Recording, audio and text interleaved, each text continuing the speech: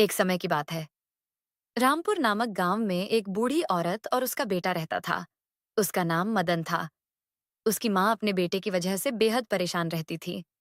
वह कोई काम धाम तो करता नहीं था, उल्टा सारा दिन सोता ही रहता था।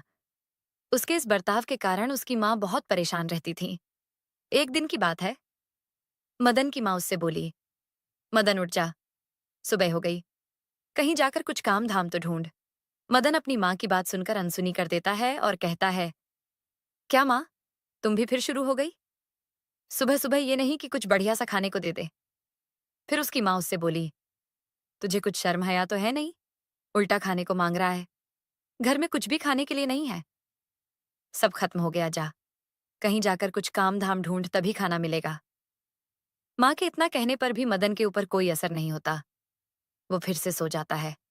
पता नहीं ये मदन भी ना कब सुधरेगा, कब इसे अक्ल आएगी। ये कहकर माँ अपने काम पर निकल जाती है और जब माँ शाम को घर लौटती है तो देखती है मदन सोया पड़ा है।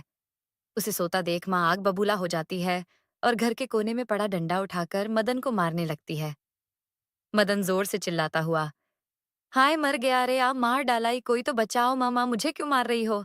मैंने तो कुछ भी नहीं किया।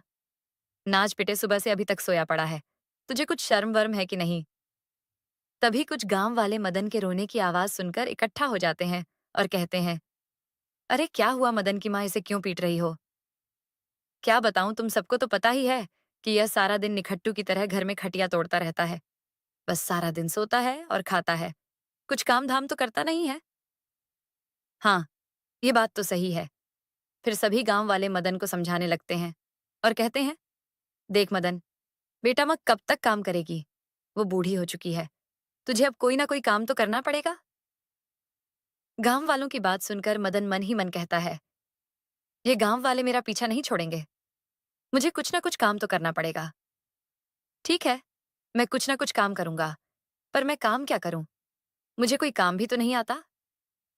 इसे क्या काम दे जो ये कर सके? ओए मदन, तुम रात को मेरे खेत की रखवाली कर सकते हो, मैं तुम्हें खेत की रखवाली करने के काम के पैसे भी दूंगा। मदन ये सुनकर बहुत खुश होता है कि रात को रखवाली ही तो करनी है, ये कौन सा बड़ा काम है। दिन में आराम से सोऊंगा, और वह खेत की रखवाली के लिए राजी हो जाता है।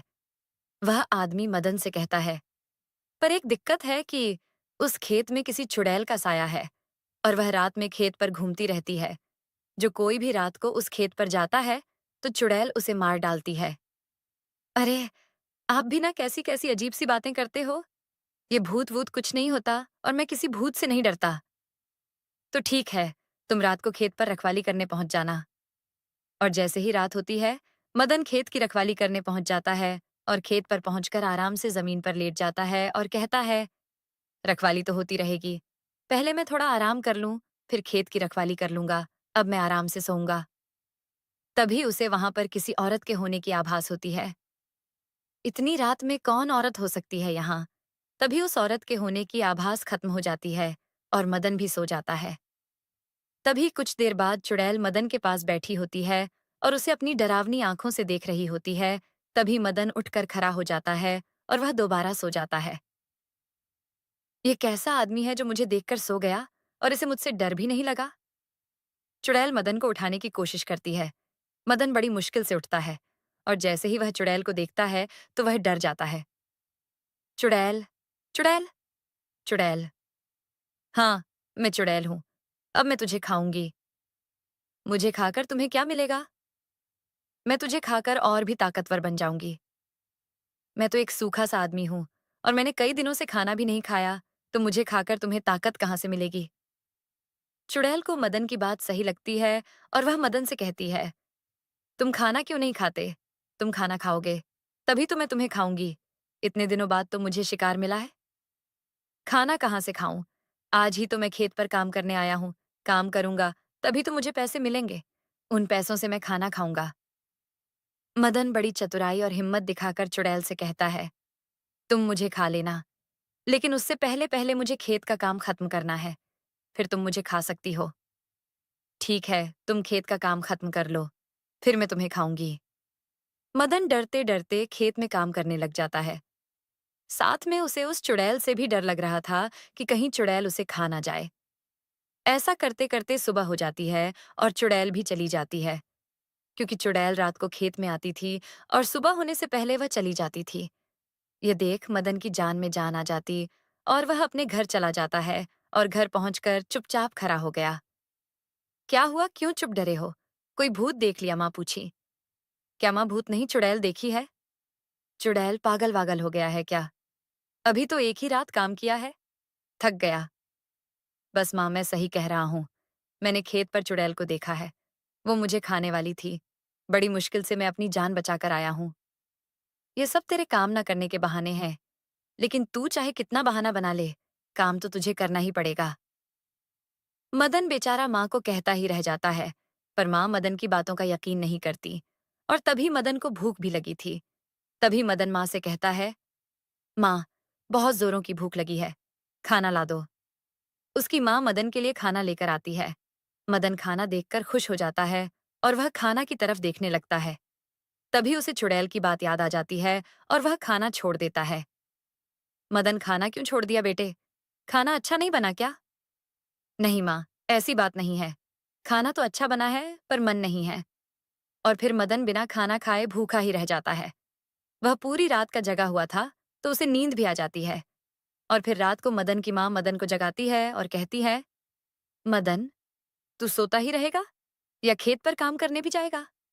माँ, आज मैं खेत पर काम करने नहीं जाऊंगा। खेत पर चुड़ैल है।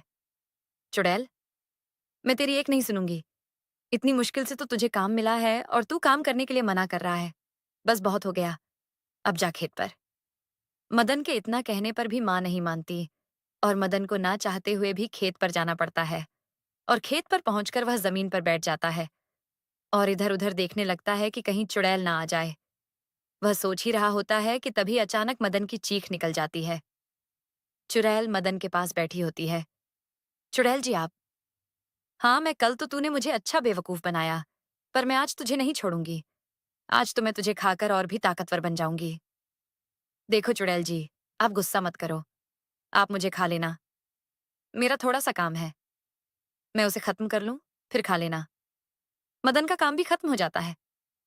तभी चुड़ैल मदन से कहती है, अब तो तेरा काम भी खत्म हो गया, अब मैं तुझे खाऊंगी। मदन मन ही मन भगवान को याद कर कहता है, आज तो यह चुड़ैल मुझे खाकर ही मानेगी, क्या करूं? तभी उसके दिमाग में एक तरकीब आती है और वो चुड़ैल से कहता है, चुड़ैल जी, आप मुझे खा लेना, लेकिन मुझे खाकर आपको ताकत नहीं मिलेगी। मैं तो पहले से ही सूखा और कमजोर हूं, लेकिन मैं एक ऐसे आदमी को जानता हूं जो बहुत ही मोटा ताजा है, जिसे खाकर आप और भी ताकतवर हो जाओगी। उसकी झोपड़ी यहाँ से थोड़ी ही दूर है के लिए तुम्हें उसके घर जाना पड़ेगा। बस, कहीं तुम मुझे बेवकूफ तो नहीं बना रहे? अरे नहीं नहीं नहीं, मैं आपको कैसे बेवकूफ बना सकता हूँ? चुड़ैल मदन से कहती है, तुम मुझे उसके पास ले चलो। चुड़ैल मदन के साथ साथ जाने लगती है। मदन चुड़ैल को घुमा फिराक इधर उधर रास्ते से घुमा फिरा कर ले जाता है। उसे पता था कि थोड़ी ही देर में सुबह हो जाएगी कि और चुड़ैल भी चली जाएगी। और कितनी दूर है वह मोटा आदमी? भूख के मारे मेरा दम निकला जा रहा है। अब मुझसे और बर्दाश्त नहीं हो रहा।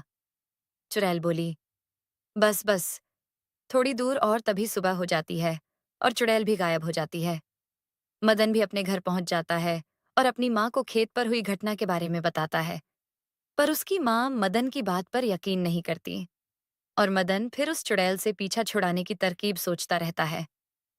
आज तो बच गया, लेकिन चुड़ैल आज रात मुझे पक्का मार कर खा जाएगी।